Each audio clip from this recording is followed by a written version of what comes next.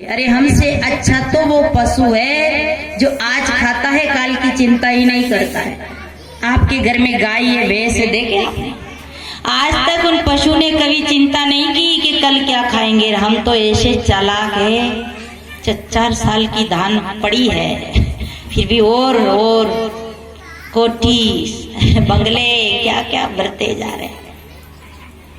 हमने तो क्या क्या इकट्ठा कर लिया, पर एक बात याद रखना कि वो सिकंदर भी कुछ नहीं ले गया जिनने हमारे भारत में कई बार आक्रमण किया और हमारे देश को कई देशों को जीता, लड़ा, मारा, काटा, और जब गया तो खाली तो गया।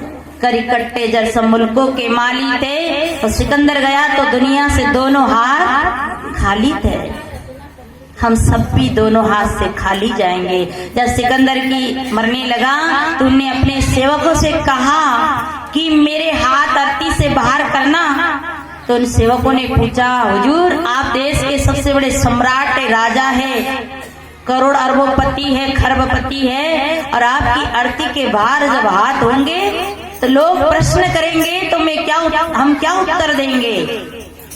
तो जब सिकंदर ने ये बात कही कि लोग ये शिक्षा लेंगे मेरे हाथ से कि ये दोनों हाथ खाली ही जाते हैं, इससे अच्छे हमारे साहेब जी है जो ये कार्यक्रम करवा रहे हैं कि उन्होंने देख लिया कि आखिरी में तो दोनों हाथ खाली जाना है।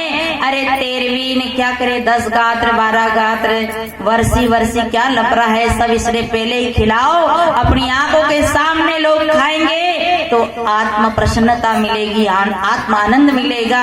उसका आनंद उन्होंने ले लिया। तो हमारे साथ अमीरी नहीं जाती, हमारे साथ तो अच्छे बुरे कर्म जाते हैं। जो सुख पायो राम भजन में, आदमी राम भजन नहीं करता, धन कमाने के चक्कर में उन्हें फुर्सत कहाँ। भैया सत्संग में नहीं आए, बोले क्या करे साहेब जी, सत्संग में आने का समय नहीं था। क्यों नहीं था? कि दुकान पे कोई नहीं थे, बच्चों को स्कूल भेजना था। अब तुम मर जाओगे तो दुकान कौन संभालेगा? भाई कोई दुकानदार हो तो बुरा मत मानना है, बड़ी बड़ी पे ना छोटे मुंह बड़ी बातें,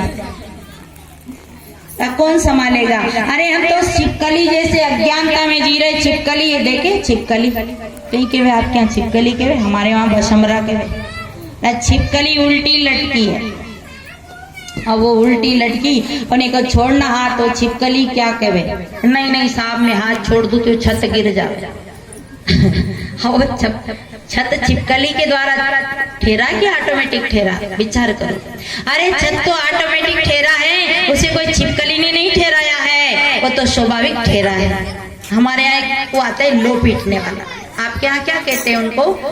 हम तो लो पुटा कहते हैं, लो पीटने वाला। जो गांव में डेरा लगाते, तांगा गाड़ी बैलगाड़ी में आते, चिमटा बनाते, पलटा बनाते। अबे तो बेचारा के उनके धंधा ही बैठ गए।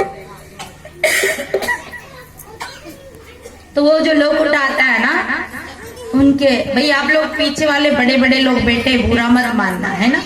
हाँ मैंने तो बोल दिया दुकान में जो माल है वो है, आपको लेना वो ले जाना। तो वो जो लो पीटने वाले का तांगा गाड़ी चलती है, उसके पीछे कुत्ता चलता है। कुत्ता आपको चोट तो करेगी भाई बात।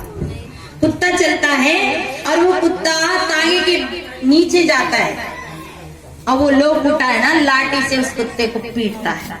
पर बेचारो कुत्तो यूं समझे, कुकुर यूं समझे कि ये पागल है, मैं गाड़ी चला रहा हूँ, मैं पीछे रह जाऊंगा तो इसकी गाड़ी चलने वाली नहीं है। उसी लाइन के हम और आप हैं। मैं नहीं रहूंगा तो मेरा घर नहीं चलेगा, मैं नहीं रहूंगा तो मेरे बच्चे कैसे करेंगे, ये घर नहीं बिगड़ जा रहे। आपके जैसे कई उलट गए, कई चले गए, गए राम गए लक्ष्मणा संग न गई सीता ऐसी धना। कौन किसका है, क्या चला रहे हो? अरे जब हमारे देश की प्रधानमंत्री इंदिरा गांधी का शरीर छूटा तो लोगों के मुंह में 12:30 बज गई थी कि अब देश कैसे चलेगा। पर देश चल नहीं रहा, दौड़ रहा है, दौड़। ऐसा देश चल रहा है, किसी की चिंता मत करिए आप, हम अपनी चिंता करें। हमारा कल्याण हमारे बिना रुक सकता है, हमारा घर चलना नहीं रुकेगा, खेती बाड़ी बिजनेस व्यापार नहीं रुकेगा, हमारा जीवन रुक सकता है, हमारा कल्याण रुक सकता है। इसलिए हम अपने कल्याण की चिंता करें, आत्मोद्धार की चिंता करें, ये चिंता जरूरी है। ये चिंता नहीं की तो सारी चिंता बेकार है। जो सुख पायो राम भजन में, सो सुख नाई अमीरी में, मन लागो मोरो राम फकीरी में। भली बुरी सबकी सुन लीजे, कर गुजरान गरीबी में। अगर एक भला बोले एक बुरा बोले तो सुन लो, एक गरम एक नरम। पति गरम हो तो पत्नी को नरम हो जाना चाहिए। पति की आंखें लाल दिखे तो पत्नी को समझ लेना चाहिए कि खतरे के निशान आ रहे हैं। आपके यहाँ ट्रेन निकलती है ना, रेलगाड़ी, तो जब आगे खतरा हो तो लाल झंडी दिखाकर रोका जाता है, और जब खतरा ना हो तो हरी झंडी दिखा के उसे बढ़ाया जाता है। ये पति की आंखें लाल हो तो पत्नियों को समझ लेना चाहिए कि खतरे के निशान है, और पत्नी की आंखें लाल हो तो पति को भी समझ लेना चाहिए, एक गरम हो एक नरम हो जाए। चौराहे पे आप गाड़ी चलाते हैं, हरी लाइट जले तो गाड़ी बढ़ाओ और लाल लाइट जले तो गाड़ी को रोक दो। हरी लाइट से गाड़ी बढ़ा दो। हरा में हरा हो जाता है और लाल में काला हो जाता है। हरा जीवन का अच्छा प्रतीक है। इसलिए एक गरम तो एक नरम, बाप गरम तो बेटा नरम, बेटा गरम तो बाप नरम। आप सुनते हैं कथाओं में कि सुकरात की पत्नी बहुत गरम थी, तुकाराम की पत्नी बहुत गरम थी। कहते तुकाराम जी गन्ना बेचने गए, दयालु स्वभाव के थे, तो गन्ना सारा बेच बेचा के नहीं आए, बांट बूटा के आ गए। और ये माताएं तो पूरी हिसाब किताब रखती, इनके पास तो पूरा, तो पूछती है कितने का हुआ, तो तुकाराम जी ने कहा हुआ नहीं, मैं तो सबको बांट कर आ गया, एक बचा। पत्नी को गुस्सा आया, बेवकूफ कहीं के कमा के नहीं लाए, और एक गन्ना लेके आए, हाथ से गन्ना झटका और गन्ने को जोर से पति को मारा, तो गन्ने के हो गए 2 टुकड़ा, और 2 टुकड़ा हो गए तो क्या कहते हैं, कोई बात नहीं, देवी वैसे भी 2 टुकड़ा करना ही था, क्योंकि अपन 2 है, एक तू चूस ले एक मैं चूस लूं। आज का तुकाराम ऐसा करता क्या? आज का तुकाराम तो तलाक देने के लिए तैयार हो जाता, घर में महाभारत खड़ी कर देता। ऐसी सुकरात की पत्नी की भी कहते हैं, वो भी बड़े कर्कश स्वभाव की थी, पर सुकरात नरम स्वभाव के थे, सबर, क्षमा और सबर को धारण कर रखे थे। तो सुकरात जी कहीं भजन गाने गए, भजन पार्टी में, तो देर से आए, लेट आए। जब 4 बजे लौटे, रात भर के हमारे उधर राजस्थान भी लग गए हमारे एमपी से, तो हम लोग वहाँ भी जाते हैं, राजस्थान में भी हम लोगों का आश्रम कभी कभी बीच बीच में जाते रहते हैं। वहाँ की रात, पूरी रात भजन गाते हैं लोग। 4 बजे आरती हुई, तुकाराम जी सुकरात जी लौटे, उनकी भजन मंडली के साथ लौटे, तो उनकी पत्नी खूब गालियां देने लगी। क्या देने लगी? छत्तीसगढ़ की गाली दूं क्या? नहीं, भूल गई, बहुत दिन हो गया, गाली तो आती थी पहले पर अब भूल गई। ये तूने अच्छी पत्नी दी। सज्जनों, पत्नी लड़े तो सौभाग्य समझना, ज्यादा प्रेम करे तो अभाग्य समझना। ये मोह के जाल में लिपेट करके आपका कल्याण का रास्ता रोक रही है, और अगर लड़ती झगड़ती रहे तो समझना क्या मेरे लिए कल्याण का रास्ता क्लियर हो रहा है। तो पत्नी बोल रही है और वो मुस्कुरा रही, गालियां दे रही है। बगल में मटका पड़ा था पानी का, उठाया और सुकरात जी की खोपड़ी पे डाल दिया। तो बगल में जो उनकी भक्त मंडली बैठी थी ना, उनने कहा साहब आपकी पत्नी तो डंडे से ठीक करने लायक है। उन्होंने कहा आप कैसी बातें करते हो, मेरी पत्नी डंडे से ठीक करने लायक क्यों है? अरे पहले बदल गरजते हैं फिर बरसते हैं, मेरी पत्नी पहले गरजी फिर बरसी। अरे उन्हें पानी तो डाला, वही पानी मुझे डालना था, ब्रह्म मुहूर्त हो गया, 4 बज गए, वैसे भी स्नान तो करना है, अब वो कपड़े तो बदलना है। फिर भी उसका दिमाग ठंडा नहीं हुआ।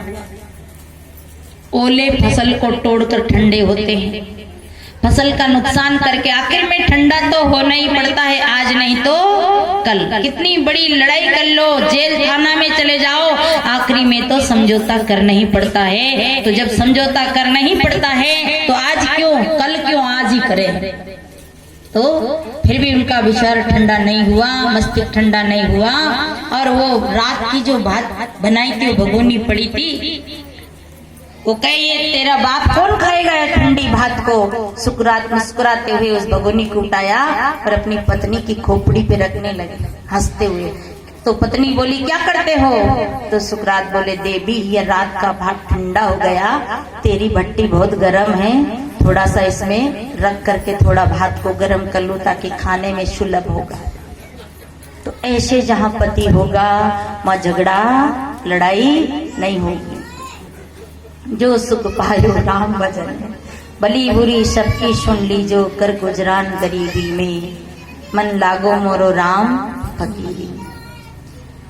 हाथ में कमंडल ले लो, सोटा ले लो, चारों दिशा जगीरी में। हम लोग को चारों दिशा जगीरी में, जहाँ जाए वहीं घर मिल जाता है, आसन मिल जाता है, खाने को मिल जाता है, इतना बढ़िया। जहाँ जाओ वहीं के जो राम भजन में लगता है उनकी दुनिया उनकी हो जाती है सारे। जहाँ जाओ वहीं रिश्ते नाते बन जाते। संसार का रिश्ता तो झूठा है पर सदगुरु का रिश्ता बड़ा पवित्र है। इसलिए भक्ति से रिश्ता जिन्हें जोड़ा उनका जीवन धन्य हो गया, पवित्र हो गया। और हम सब थोड़ी देर डुबकी लगा लें।